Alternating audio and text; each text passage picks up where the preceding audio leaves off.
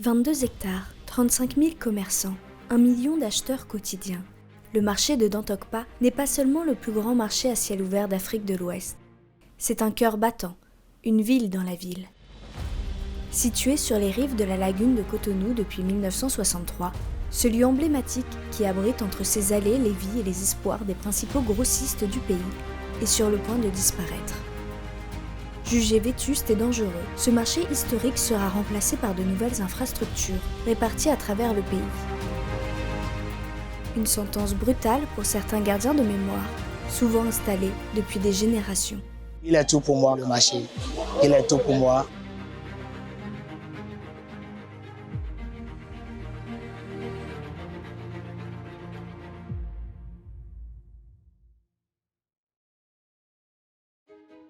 En 2018, l'État annonce un plan ambitieux. Réorganiser le commerce urbain en créant de nouveaux marchés sécurisés, conformes aux normes internationales. Mais entre promesses et réalité, 6 années passent sans changement concret. Jusqu'à l'été 2024, où tout s'accélère. Les premiers marchés urbains sortent de terre et l'Agence nationale de gestion des marchés lance le processus de relogement des commerçants. Chewe no sa togbe alin je ko je roa je aholu je lebi ewe mi no sa no chewe kanu fi bono chewa ku bonye su wa je yesu wa bio ajo menye po no chepo chembe e karo iye kaka eno le ajo azonu fi bon wa jijonu fi che sunu we donc a hosulo di do to gan di do mi na go sin fi mi de mi lo shuwa to ngano do ho bo to vi no do gbere ya me wu gan we e do fi de ka si ze mi e do mi na no ter me no sa afo pa a chonu le do terrain mi na no e do mondo mi ko tun ta won do terrain we mi na no don terrain on si préparatif mi de e ka do mi ni wa na nko ru fi de le bo mi ko ina nko de mi do fi tike de mi no yile o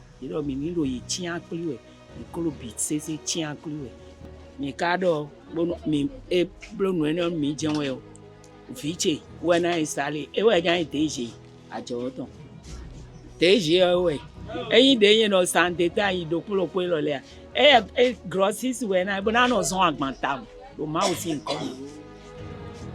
On peut rien dire parce que nous sommes nés dedans.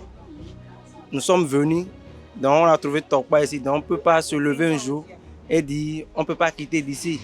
C'est ce que le gouvernement a choisi pour nous, donc on est prêt à y partir. C'est des marchés qui sont en train de construire. Il y a genre, c'est bien aéré et bon, quand même c'est un peu joli quand même. Nous sommes ravis en quelque sorte du développement du pays, mais si on peut nous accorder encore un tout petit peu du temps pour le déplacement, ça serait bon en quelque sorte, parce que il serait un peu difficile pour nous de s'attacher au projet, au développement. Donc si on peut nous accorder encore quelques années de plus, ça serait bon. Il est très important et la ville aussi s'est attachée à ça en quelque sorte. Et bon, on nous a déjà habitués, le marché ici, nous tous, comme nos mères, nos enfants, les filles, tout ça là, on est habitués au marché. Donc ça serait un peu difficile pour nous. Et pour le déplacement du marché, ça serait un peu difficile pour nous. Mais on n'a pas le choix. C'est pour le développement et c'est pour l'avenir du moins de nos futurs frères et enfants. Donc on accepte comme ça. Bon, le marché, ça fait partie de moi et je fais partie du marché en quelque sorte parce que c'est grâce au marché que je vis, c'est grâce à ça que je me cherche et bon, il est tout pour moi quand même le marché, il est tout pour moi. C'est bon, il est tout pour moi en quelque sorte parce que je suis là, je suis à l'aise avec les amis, les frères, les sœurs et quotidiennement c'est à cause du marché que je survive quand même aux besoins. Si certains se résignent, d'autres sont rongés par l'incertitude. Seront-ils suivis par leurs fidèles clients ? Trouveront-ils leur place dans ces nouveaux marchés ? Entre délais flous, démarches complexes et manque d'informations, l'inquiétude grandit. Mais Diagano Dion, elle a mis un barrio. Elle a un barrio Dion, finalement, non. Il y a Dion, après la cité, à dire PNM. Mando, mais à Gualami. Bon, on continue à me voir. Elle a alors Dion, non, pas. Regarde, moi, donner un barrio. Là, je suis à Jagbo. À Jagbo, je vais me donner un an. Et il y a un bon homme, de me ini kere mo mi de bebo nu mi no fi mi ajagbo di won te mi na saro ajagbo mi ajagbo mi yon lebi do ni pon we ni kekere ta ni kekere bo mi de melo ni kekere mi ka wa ke mi marun sawe be ka je na gba ki yo ni kekere ni ma gba o e si daje e avon blodo mo mi na avon wa do fi ekole di yon oh wa ipo asa fi eko le diyan ero blodo ruye ara wa ga topa era tesi e ka desi on ni mi na blopo me agbojo si go si o no di ma wa jagbo di na horo mi sia me go si ka hoko di ma wa jagbo na horo mi sia go si o hoko di ma wa fi na horo mi si ndoko wo a to bo se lo di fia fi jewe ni kakaka bo kliku wa bo sogro wa bo gale wa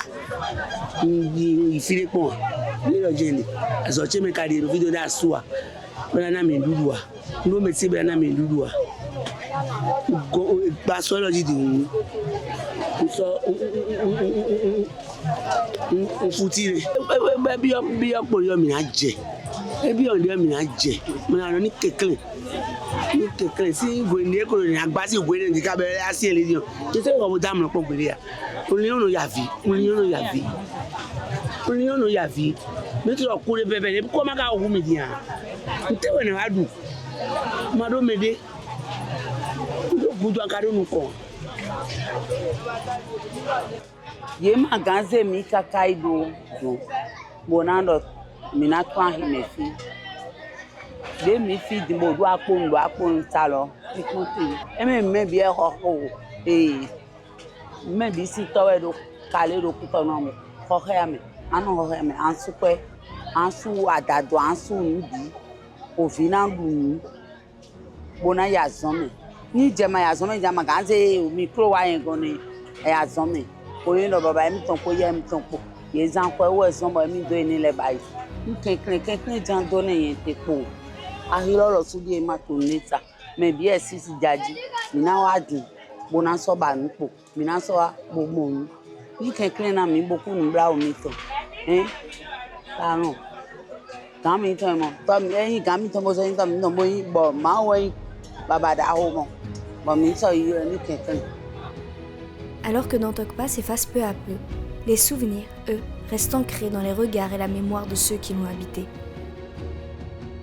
Bien plus qu'un marché, c'était un héritage vivant, un lieu de vie où se transmettaient savoir-faire et tradition. Et si ces murs disparaissent, tant qu'il restera des étals, tant qu'il restera des voix pour le faire revivre, l'âme de Dantokpa survivra. Ailleurs.